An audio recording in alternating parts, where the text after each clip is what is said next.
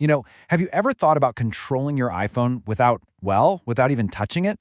It sounds like something straight out of sci-fi, right? But it's actually a super powerful technology that's already built into your phone. So today, let's jump right into this really cool feature called head tracking.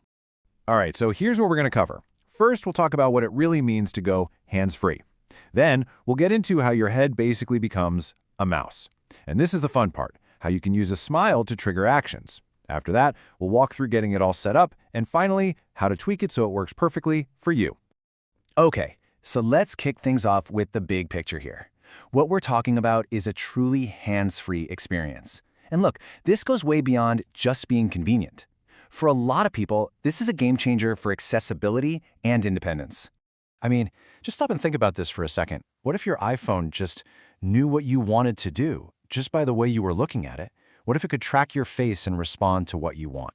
That's the exact promise we're going to unpack today. So, how does this all work? Well, it's all thanks to a feature called head tracking. It's officially an accessibility feature, and it uses that super advanced TrueDepth camera on the front of your phone, yep, the same one that does Face ID. It was originally designed to help users with limited mobility, but honestly, its potential is just massive. So, let's get into the nitty-gritty. How does this actually feel to use? The absolute best way to picture it is this. Your head literally becomes the mouse. And believe me, it feels way more natural than you might think. Okay, so the moment you switch this on, a little pointer pops up on your screen. And from there, it's simple. You move your head up, the pointer goes up. You look left, it goes left. It follows you in real time. You are quite literally steering a cursor around your screen just by moving your head. Right, but the big question is, how do you click something? That's where this clever thing called dwell control comes into play. All you do is hover the pointer over, say, an app icon. You just hold your head still for a second, a little timer circle appears and fills up, and boom, it automatically taps it for you. It really is that easy. And you know what? To make life even easier, especially when you're trying to hit those tiny little buttons, there's a setting called Snap to Item. Think of it like a magnet. As your pointer gets close to something you can interact with, it just, shoop, locks right onto it. It makes everything so much more accurate. Okay, so tapping is one thing. But what if you want to do more?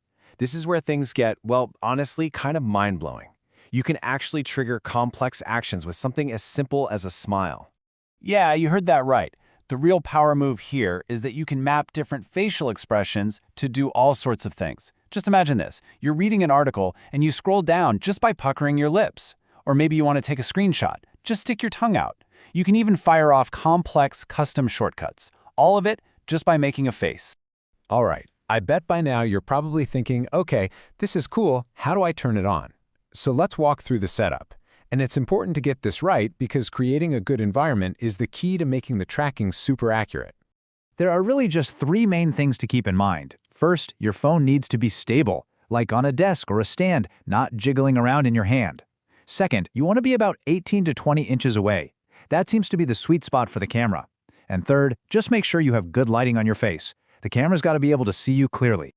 Turning it on is super easy. You just hop into your settings, then head over to accessibility. From there, you'll find head tracking. Just flip the switch on. The pointer will pop up on your screen right away, and you're good to go. Oh, and a quick heads up for anyone who's already using switch control. For you, the path is a little different. You'll actually go into your switch control settings and add the camera as a brand new switch. That's how you'll integrate these head movements. So once you've got it enabled, the last step is really the most important, making it yours. Let's dive into how you can fine-tune all the controls to make them a perfect fit for you and your range of motion. You've got two main modes to choose from. The first is relative to head. That one's pretty simple. If your head moves, the pointer moves. The other one is called when facing screen edges. This one's a little different. The pointer only moves when you actively turn your head towards the edge of the display. Some people find this one is way less tiring if you're using it for a long time. And the customization goes even deeper. You can change the pointer speed, making it faster or slower. But this next one is really important. You can set the sensitivity for your facial expressions. For instance, if you set it to exaggerated, you have to make a really big, deliberate smile for it to register. This is great for preventing it from going off by accident when you're just, talking to someone. Okay, and here's a little pro tip for you. Sometimes you might notice the cursor starts to drift a little bit. Instead of digging all the way back into the settings menu, you can just use the assistive touch menu to quickly pause and recenter the pointer.